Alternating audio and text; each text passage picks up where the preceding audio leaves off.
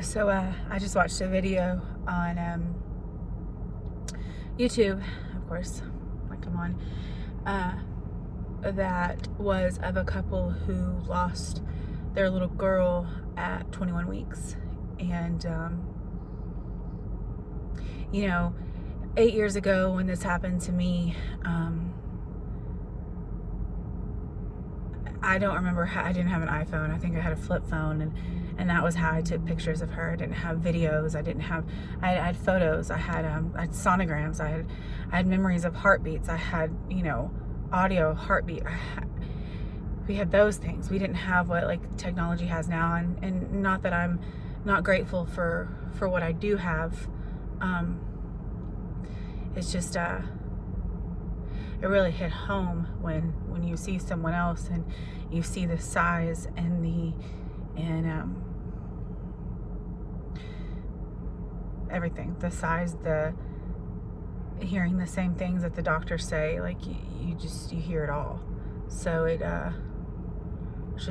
very surreal feeling. So let's fast forward real quick, or let's rewind a little quick.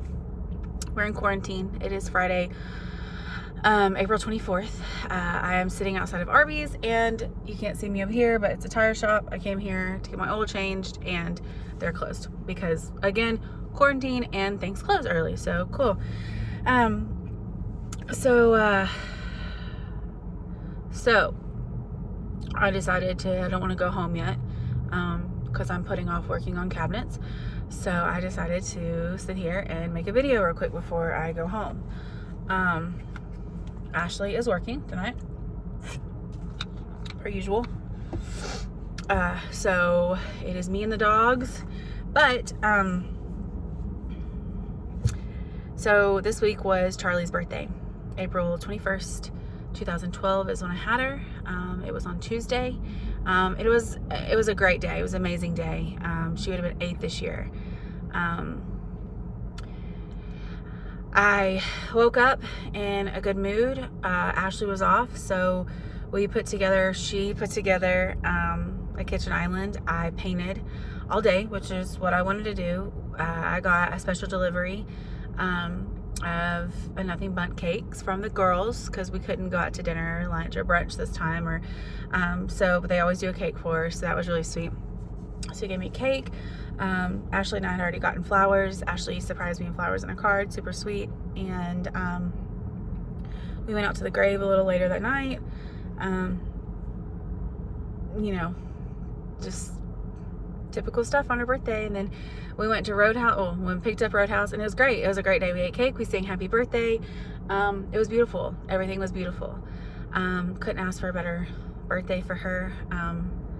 It's so amazing to see all of the love and support that we still get, that I hope to always get, because her memory and her everything about her will continue to live on. And whereas it didn't happen to certain people, those certain people still went through it with me. And even people that I meet now, even some of my newest but closest friends that I have now, I'm a true believer, and you feel what your friends feel, and you go through what they go through, and I think them hearing me talk about Charlie, like, her memory is just so strong, and just everything about her is so strong, and she lives within me, and I think I project that when I talk about her. So because they love me so much, they love her so much, and I couldn't be more thankful for that. And so and Ashley too, like, she's amazing with it. I no longer I haven't spoken to Charlie's father, sounds so weird to say, in a very long time. He's, remarried, whatever. Good for him. I'm remarried. Amazing for me. So let's rewind again. I'm sorry this video is all over the place. So it's been 8 years. Charlie would have been 8 this year. It's been 8 years. And now I am finally in a relationship that I am married. I'm married now, and I'm finally happy and settled with my life, my career, my everything. It's time to have kids. I mean, I'm going to be 32 in July. and I'm with someone a little bit older, and I'm older, doesn't matter, but she has never wanted to have kids. She said she's never been with someone who that was even like a remote thought for her. Maybe it was for those other girls, but it wasn't for her. So and whereas Ashley has a desire to be a mother but not to birth a child, so that's where I come in. I feel like I got robbed. I feel like I want everything. People are always like, well, Summer, you can always adopt, and you can, you know, do this and that, and that's great. And my heart is so big that I could do those things, but I want to birth my own child. I do not want to take anyone's embryos. I want the baby to be mine and to be ours. And that is what I want. And God willing, that is what we are going to do. So getting onto YouTube and seeing the first video pop up, obviously it picks up on like our you know, what we talk about, or like things that we've researched in the past, and that just popped up, and kind of watching that video is just like sitting there and just being like, wow, like holy crap, like those emotions. So I lost Charlie. I was right around 20 weeks and 13 hours of labor. I'm gonna look off because it feels weird looking in the camera and talking about this, so I'm sorry. 13 hours of labor, 4 rounds of trying to get me to contract of medicine. I went in the hospital on April 20th, 2012, and I came out April 22nd, 2012 with nothing but lactating boobs, and my baby had passed away the day before. So no one ever prepares for that. You know, when you try to get pregnant, or you know, anything like that, you don't really prepare for the worst, right? Like, you're happy, you're blissful, you're in such a beautiful state of mind that you know, yeah, I freaked out. Like, I even microwaved my lunch meat. Like, I was that mom. Like, if I did a perm at the salon, I wore a mask like we do now, freaking quarantine. Like, I don't really do perms, but I remember doing one perm and I was like, I gotta get a mask. So I was that person. Like, I watched what I ate. I watched what I did. You never know. You never know. So, I went to one doctor when I found out I was pregnant. Took 8 pregnancy tests, by the way. The girls at the salon will attest to that. Oh my gosh, 8 pregnancy tests later. Found out I'm pregnant. You know, I went to the doctor, I went to another doctor, but I started out with this one doctor in Rowlett, and then she sent me to a high-risk doctor because she noticed my cervix was a little on the shorter side. Keep that in mind. My cervix was a little on the shorter side, so they sent me to a high-risk doctor. So I started going to this other high-risk doctor that I fell in love with. I loved her. I was like, whoa, like, she's great. Oh my gosh, like, oh, everything. Well, little did I know what I know now, because, yeah. So fast forward, I was at the movies with 2 of my best friends and my ex-husband at the time, and we were at the movies the night before. So it was 4/19. We were at the movies, April 19th. It was a midnight showing of The Lucky One with Zac Efron. Womp womp. So my best friend looked over to me and she was like, I kind of go to the bathroom. And I was like, yeah, me too. And she's like, oh, I don't really want to miss anything. And I was like, yeah, let's just wait. So we waited until after the movie was over. Everything was fine. Went to the bathroom fine. That's the last time I remember going to the restroom. Like, I know it sounds weird, but it was like really late at night. I got home and passed out. So the next morning, Michael left for work and got up to use the restroom. And I felt something pop. I stood up, squeezed up, like clenched, and grabbed a handheld mirror and looked, and there was like a ball coming out of me. We'll come to find out later on that's the membranes and that's the sac, basically, that the baby is in. So I stood up, I clenched again, and it went away. But instantly, as a mother, you know when things are wrong. So I instantly called the hospital. Michael came rushing home, got sent to a different hospital that this doctor wasn't even delivering at, the doctor I was supposed to be going to, because, I mean, we were in Garland and she was all the way in Plano. It was just a little bit of a, anyway. Went to emergency Baylor Garland, and then my world just completely stopped. My two best friends, again, the girls that I went to the movies with, instantly came up there. My brother and my sister-in-law instantly came up there. So it was all 6 of us in a room. The ER doctor didn't know what the fuck to do. So they had to call the OBGYN on call. It was a Friday. She got there an hour later.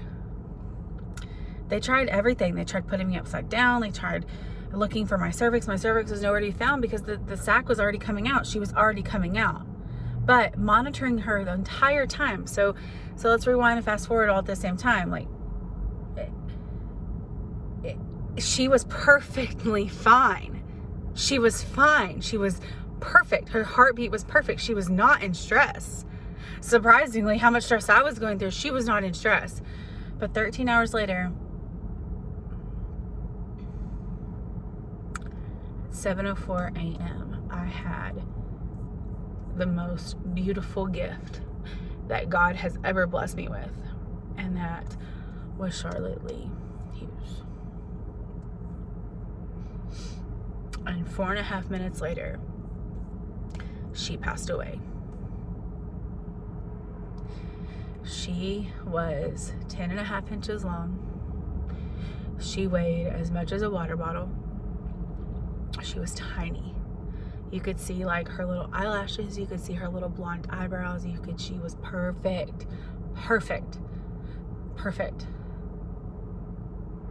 And nothing they could do to save her. Nothing. So with all that hurt and all the hurt and all the things I've been through. So now let's fast forward 8 years. I've been through so much, and every year we celebrate her. I mean, she's my girl. How could you not? And so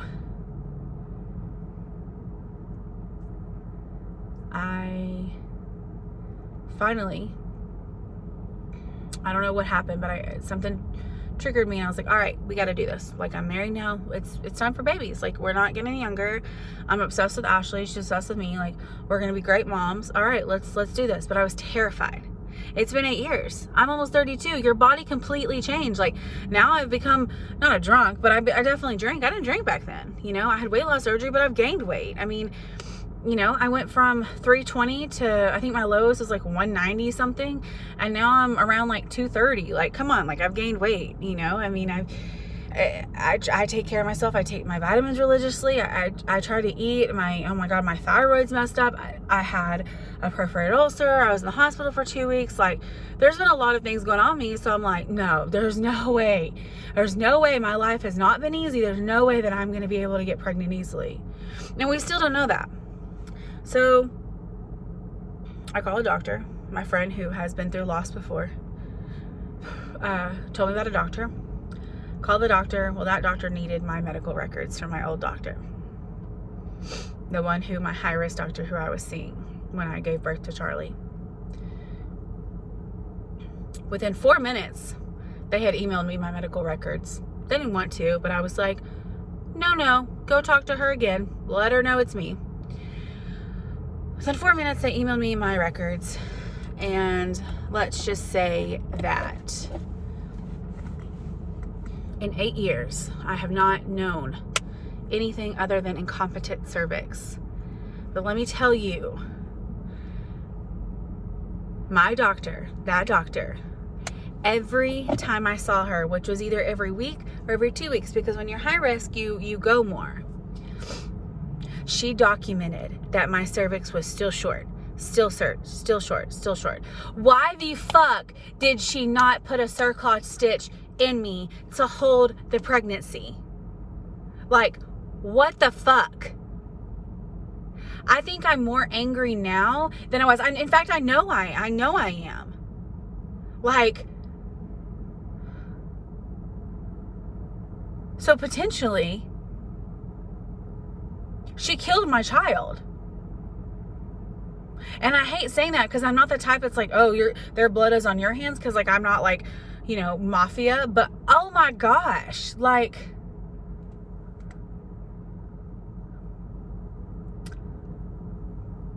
but The could haves, the would haves, the what ifs, the wishes, everything. Like, nothing brings her back, right?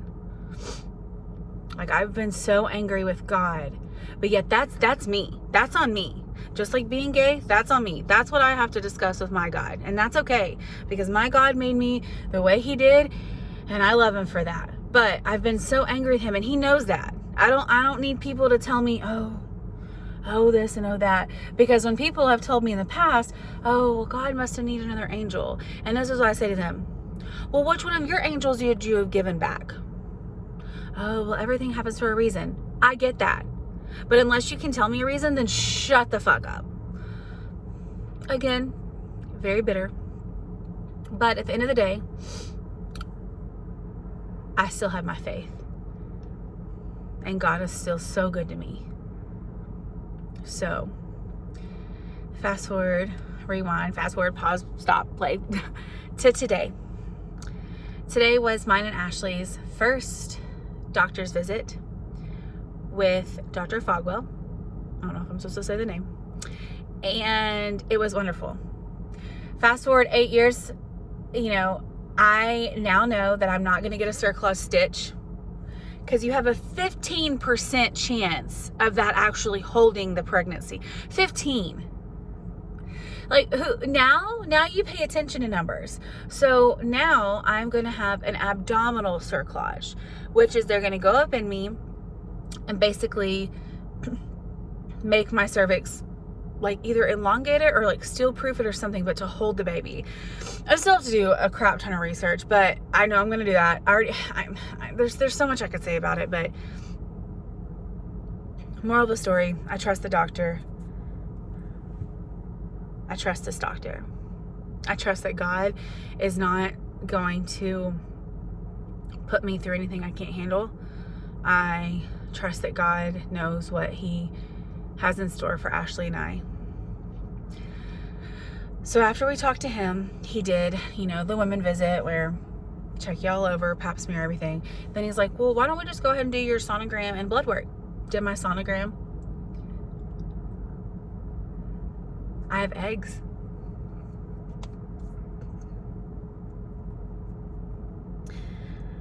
My ovaries are healthy. My eggs look good. My body is ready.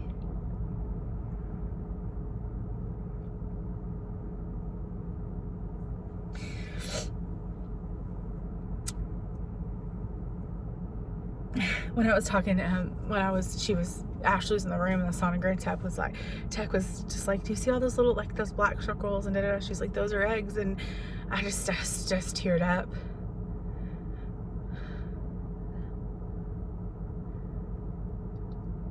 It's amazing.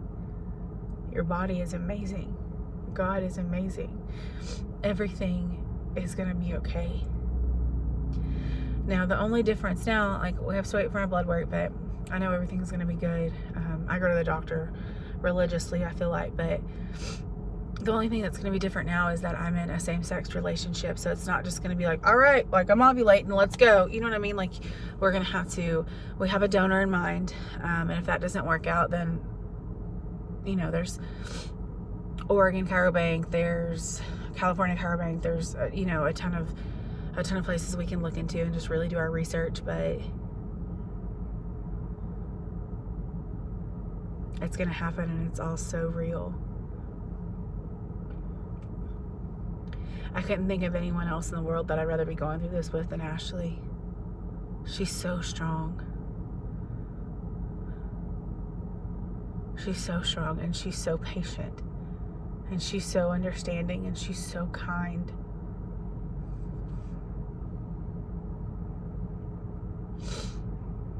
I can't wait to watch her with our child. I can't wait to even be pregnant and see how she is with me. She already waits on me hand and foot, like I can only imagine. I just kind of wanted to document this and put it all into perspective, that even 8 years later after loss, you're still bitter, you're still angry. Especially now reading, the doctor's notes and knowing what you know now, like, it makes you question everything. But just remember, just have faith. And just know that, just remember to breathe and know that it's going to be okay, that you're going to be okay. And that there are a ton of women who have not walked in your specific shoes, but are walking right beside you. We each have a story. We each have a journey. And you've got to keep it on. And you've got to just keep pushing through.